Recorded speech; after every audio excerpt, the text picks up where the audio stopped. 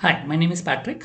Scored 100 percentile 6 times. So this specific video is for those who are starting from June and basically verbal preparation.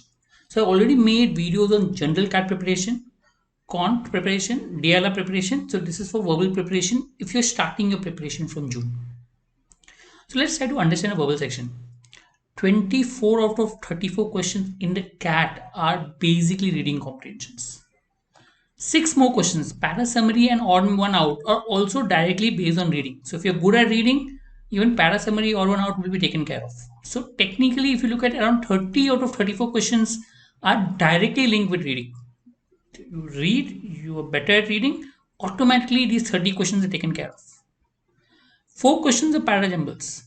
Reading does help indirectly, but it does help. So it's 34 questions. All 34 questions are based are somewhere related to reading.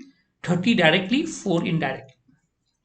So for CAT, if you look at reading become the most important part of preparation. Unfortunately, most of them don't read.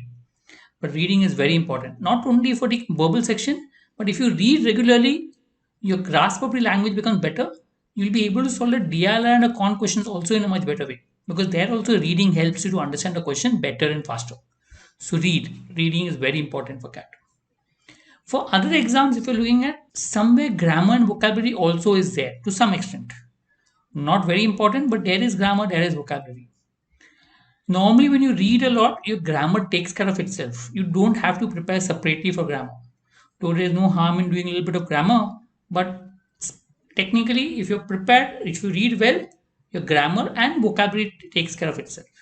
You can do vocabulary a little bit like picking up books like Word Power Made Easy or Word List. Normally, word lists like the JRE Barron's word list or some other word list will do as far as management entrance exams are concerned. This is for non-CAT exam.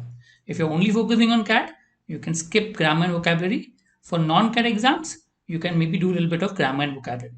But the weightage in the important exams like XAT and all, grammar vocabulary is not too much. Anyway, coming to a daily plan. Most of your time of verbal preparation should go in reading. So normally I say 1 hour of reading, but if you're strong in verbal, you can spend less time on your reading. 0 to 20 minutes on vocabulary optional. 0 minutes means it's optional. If you have a time and if you feel you're going for the exams, you can do vocabulary. 0 to 30 minutes on verbal exercises. So broad plan in terms of preparing for verbal. Reading. So important to read what you like. The most important thing is you should love what you read. At least a part of it what you read or most of the part what you read should be what you like.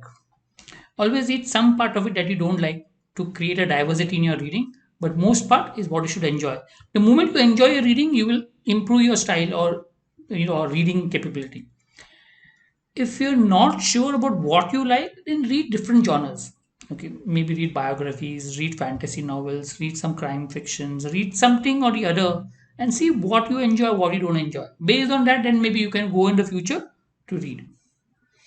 Over a period of time, okay, you can include others like editorials of newspapers or articles from the internet. You can include different type of things over a period of time. The first step is to create a habit of reading, good reading, and then diversify your reading into different areas. So if I say reading, if I'm looking at June and July, spend if I'm spending 1.5 hours on reading, so I can spend 1 hour on reading novels or anything that you like reading, and maybe half an hour on some articles of or new editorials, etc. Something which you may find a little difficult, but I'm sure as and when you read more and more, you will enjoy it more. But understand, try and enjoy whatever you read. Try and gain whatever knowledge that you have. That is important. For diversity of reading, maybe you can follow this schedule. Maybe on Monday, pick up one article of politics. Tuesday, pick up one article of history. Wednesday, you can pick up one article on psychology and so on. You may get these articles. Maybe if you go to aldaily.com, there are various magazine links which are there. You can go to them and pick up one article and read. So just one articles of each source. Therefore, that creates a diversity of reading because we don't know what topics the articles will be in the exam. So read. Grammar, you can complete a whole grammar syllabus in 1 month. Don't go too deep into it. Just focus on solving exercises and understanding it. No point going to Brennan, Martin, etc. It will give you more confusion. So, as in when you solve grammar exercises, whenever you go wrong, please write in a book whatever you go wrong or whatever the exceptional case which are there. But that will help you to learn better. So, it's better to learn from exercises, knowing what your mistakes are in the grammar as far as possible. So schedule is maybe 25 days of preparation, 5 days of revision. So this is a tentative schedule which is there. So 2 days of nouns, pick up a few exercises of nouns and solve. 1 day pronouns and so on.